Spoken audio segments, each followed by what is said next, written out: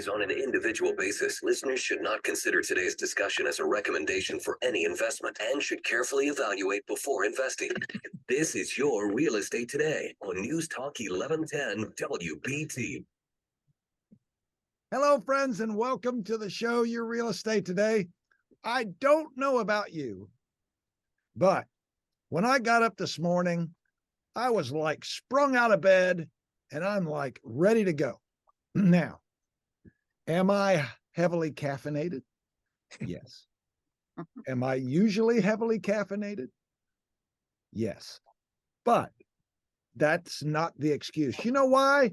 Because today is the day that we're talking about my favorite subject, and I am just so thankful that we have got today going on to talk about real estate. If you're just tuning in, a first-time listener, my name is Paul Jamison.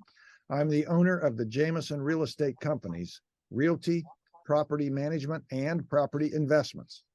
We're here to Sandy Dickinson with Cross Country Mortgage.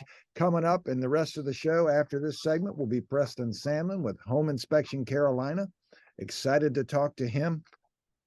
We're going to talk about things from pre-inspections to the code, building code today versus the code of yesteryear. I know that sounds like such a big word. Does yesteryear have a hyphen? Maybe it runs together. I don't know. Is there like two hyphens and an exclamation point? Do you have to use a colon after it? Maybe. I don't know. Anyhow, we're going to have a good time talking about that together today. And Sandy and I, we're going to get the mortgage update and we're going to talk about so many different things. I'm excited to spend the afternoon with you folks. Thank you for listening in today. TJ's on the board with me again, my faithful friend. And thank goodness he makes this show turn out to be much better than it sounds. Yay.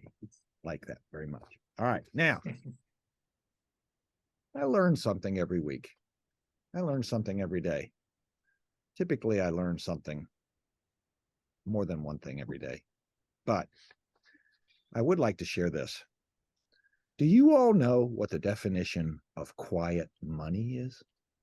Sandy, what do you think quiet money is? Quiet money? Yes. Money that's sitting there not doing anything. Okay. Hey, TJ, what's quiet money? The opposite of loud money. I don't know. Okay. I love that. Okay. So when you're making an investment, let's say you buy a rental house and you hand it over to a management company and they call you every once in a while, ask you a few questions. But for the most part, typically on the 10th of the month, you look at your bank account and magically money shows up, right? So quiet money is money that comes to you without a lot of noise. Things like a CD would be quiet money. I mean, you put your money in there, money comes in your bank account, and it doesn't yell at you. Now, what would loud money be? What would the definition of money that yells at you be? It would be, Preston is holding up a sign. I can't see it on the Zoom call. So, well, that was the first one. Passive income. Passive income is quiet money. Yes, passive income. Ding, ding, ding. He gets it right. Okay. So what would loud money be, Sandy? Loud money would be money that comes with a hassle.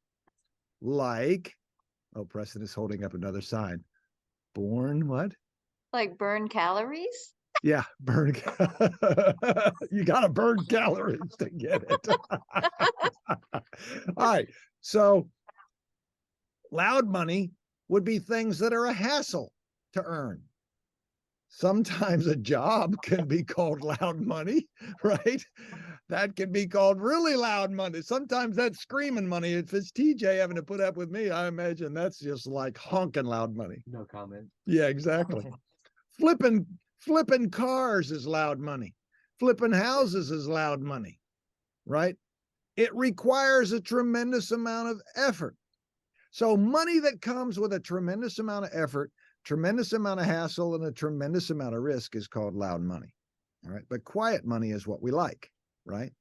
So one of the things I love about being in the property management and property investment business is we help people make, for the most part, pretty quiet money. Now, occasionally, does the money scream? Here's when it screams: when the HVAC breaks. But still, you call us or the tenant calls us, it gets taken care of, right? But if they are a hassle, that tenant is a hassle, that becomes loud money, right? I always think it's interesting to put that into perspective, and what that really means, right? I consider the stock market to be loud money. Do you know why? Because every day I look at it, I yell at it. Same. I know. Do you do the same, Sandy? Yes. I mean, when you look at your bank account or your investment account, and you look at, yes, because Preston is holding up a sign that says volatile. By the way, if you want to see this, because we can only put on one person at a time when they're remote. So it's really funny because Preston is holding up signs. You can go to the YouTube channel and Jamison Realty's YouTube channel, or you can go to WBT's website, although you can't hear him. You can't It's a hear lot him like visually. Love Actually. Yeah. So anyway, don't you, Sandy, consider it when you look at your investment account, especially these days? Don't you think that's loud money? Very loud to me. Yes, very loud. Yeah, it's screaming at me, right? All right. And then last, before we get to the mortgage update, is why is the news saying we are headed for disaster? Why? Preston says his real estate is up and his investment account is like talking to the worms right now. It's down. But so why is the news saying we're headed for a disaster? Well, positive news is not something, and I'm talking about in a real estate market. Positive news is not interesting to most. I've got this weird fantasy, though. This weird fantasy is that there's a newscast out there that's nothing but positive news. Wouldn't that be happy? And I'm not talking about kittens and butterflies. I'm talking about positive things that happen in the markets, positive things that happen in our world, positive things that happen on this earth that people would want to hear about. So who knows? Maybe one of these days somebody will get smart and do that. All right, Sandy, let's have the Yes. mortgage update. All right. So rates have settled out a little bit, and they are slowly trickling down. That is not a fast movement, but it's super slow. And the good thing is that purchases over the last few months have actually been up somewhere around 4%. Now, year over year, they're down 38%. Could be because rates are up 3% from last year, but things are starting to calm down and people are feeling comfortable buying now, which is a good thing because there is a little bit more inventory out there, a little more to choose from, and sellers are more willing to negotiate. So it's a good time to sell because prices are still good, and it's a good time to buy because there's not so many multiple offers out there now. So I would say until the big rush comes in the spring, that it's a terrific time to get out there and browse around for a new house or a rental. Yeah. We had a really nice closing day today, didn't we, Sandy? Yes, we did. Yeah. An investor saw the opportunity in the market and bought 3 rental houses that he did a tax-free exchange, a 1031 exchange. So he captured the gain from his previous properties, which we sold for him. Then he put them in the 1031 exchange fund and he sold 2 and bought 3. And we're putting those out into the rental market ASAP, and he's going to be receiving even more revenue. And Sandy was a partner in crime with me on that one, and we got the deals done for him, and he's super happy. And avoided a big tax liability. and no Nice. taxes using the 1031 exchange. All right. So, Sandy, if people want to talk to you, how do they get you?